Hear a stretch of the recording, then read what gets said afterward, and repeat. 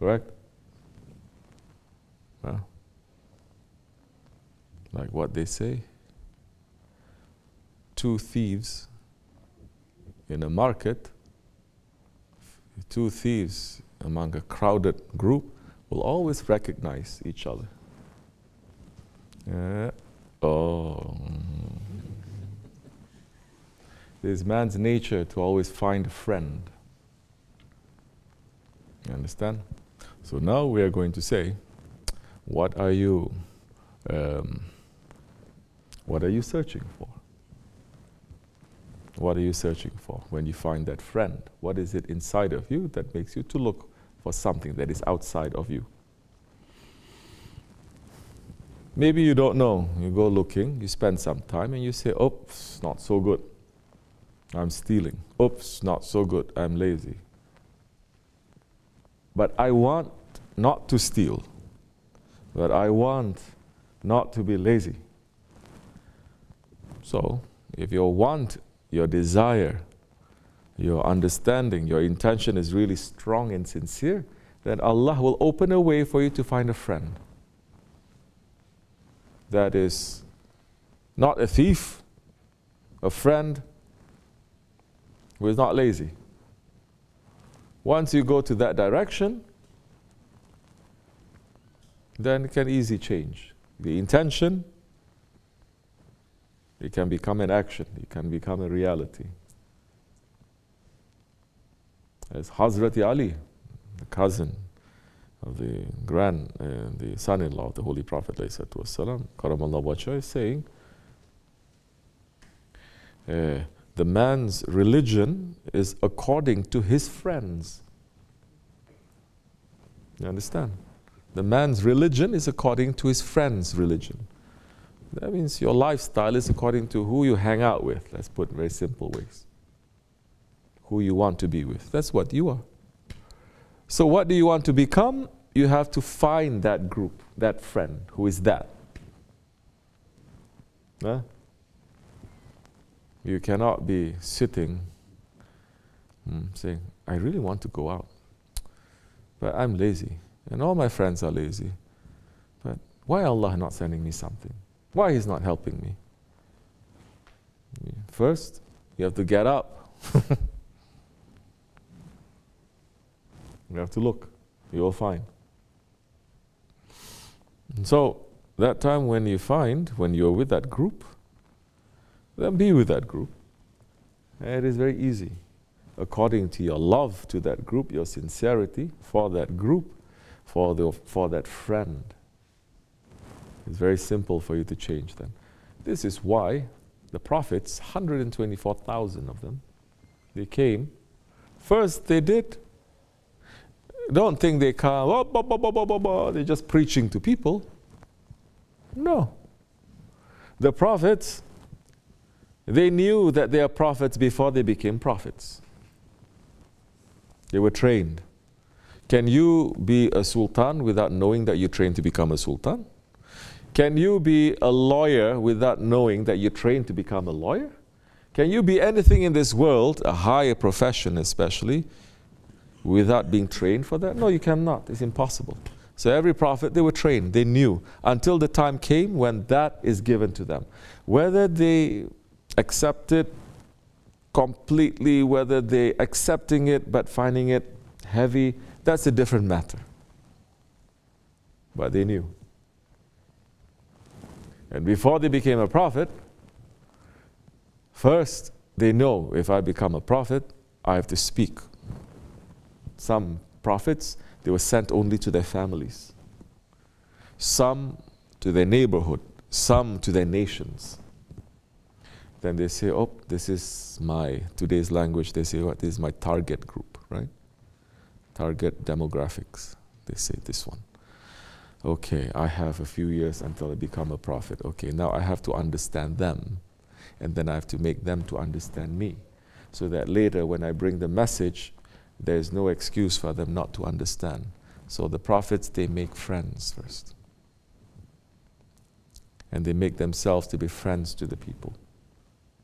So that later when they say, when they bring the message saying, oh, people, you know me. turn your heart away from this world and turn it to your Lord, because this world is not your Lord.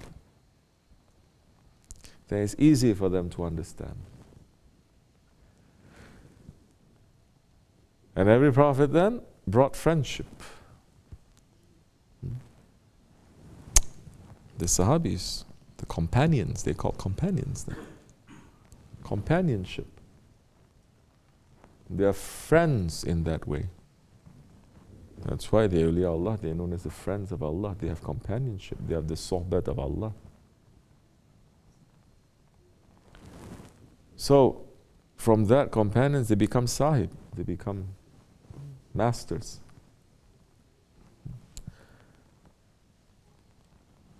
So once the prophets came and they brought that companionship to people, when they are turning with him, they are like what they call stone? They're looking for that, especially medieval times. Hundreds of years ago, they're looking for this stone. If you find this stone, they say that can turn metal into gold.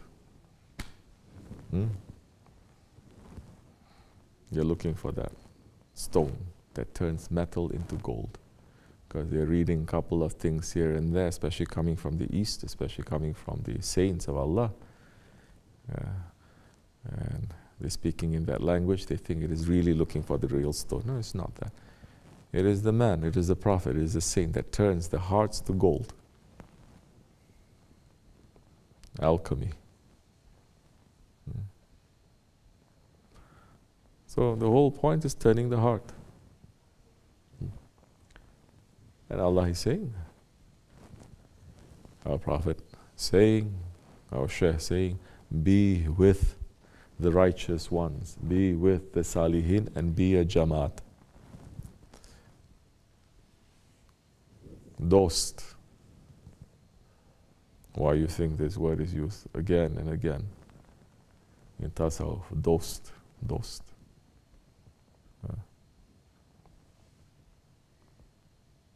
Friend. Dost. Saying, Allah, dost. You are the dost, you are the friend to Allah. You understand? So then, when you are with your friend, you turn. You become something else. You become like your friend. The religion of the man is according to his friends. May our religion be according to the friends of Allah, inshallah. So once again, it is according to what your heart wants. Allah is giving us the knowledge and the free will to make choices and to know why you're making them.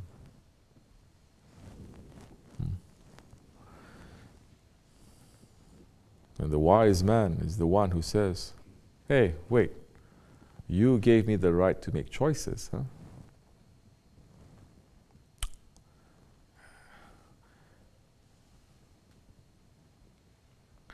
I don't want what you give me. I want you. Because if you have this big thing that you never even give to the angels, this free will, that means you have more bigger things. You understand? So I don't want this free will. You can take it back. I submit to your will. I want you. Because you have more.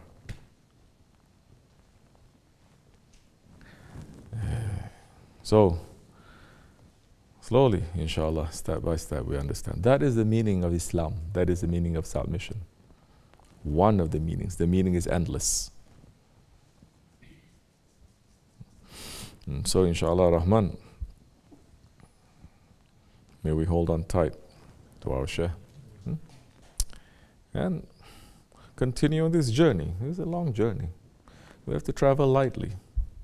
Like what I said before, if you are, in these days, you never see them traveling with their whole house on their shoulders. No.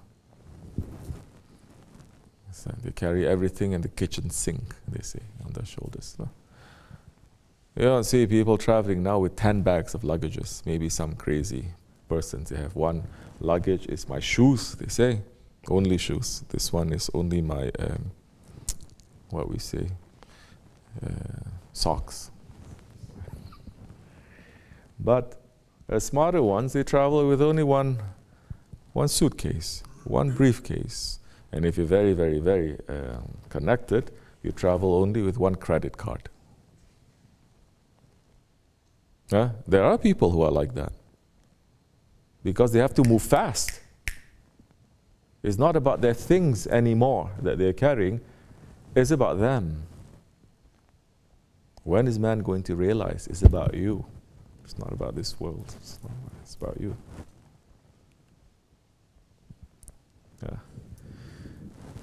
Then there are those, when it's about you, you don't even need your credit card. You think these very, very high levels, highest level people, they need to go around carrying their passports, to go to customs, to wait in line, nothing. Everybody knows them. Yeah, they say, you have a new way, special way, VIP way. We take you from your home. Your journey begins from your home. Your first class doesn't begin when you enter into the airplane. First class is when you enter into the airport, no? Already first class. Please walk this way. Don't even look at all these people, they say. These are common people. You are very, very special. Come, sit. What you want? We're here to serve you. So you start enjoying already. But then after you land and they serve you and say bye-bye, they ship. You suddenly, poop, you became no more first class. You pay everything. Thousands of dollars. $10,000, $20,000. Subhanallah. People have so much money to burn. No? If you give that money to some poor people, their lives change for the better.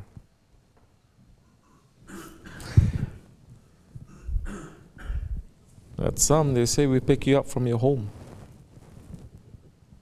And those ones, they say, the identity is not in the card, it's in themselves. Allah has created us with that identity.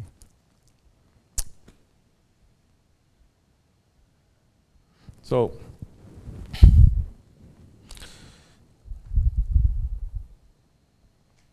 once we stop carrying our houses and our kitchen sinks and everything, and we say we want to return to you, then that's the time He will make the whole of creation to bow down in front of you and to open, because they say, here is the one that I created to represent me.